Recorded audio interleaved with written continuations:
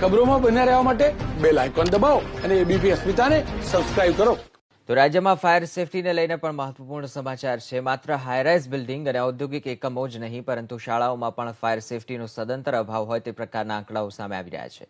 રાજ્યભરની 16,000થી વધુ શાળાઓમાંથી 12,000થી વધુ શાળાઓ પાસે ફાયર સેફટીનું એનઓસી જ ન હોવાની વિગતો સામે આવી છે.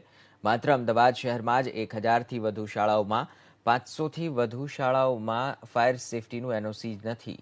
અમદાવાદ શહેર વિસ્તારની 1,003 શાળાઓ પૈકી 461 શાળા પાસે ફાયર સેફટીનું એનઓસી છે, જ્યારે 542 શાળાઓ પાસે એનઓસી નથી. અમદાવાદ ગ્રામ્ય વિસ્તારની 914 શાળા પૈકી 497 શાળા પાસે ફાયર એનઓસી છે, જ્યારે 197 શાળાઓ એનઓસી વગરની છે, તો 220 શાળાઓની એનઓસી મેળવવાની કામગીરી ચાલી રહી છે.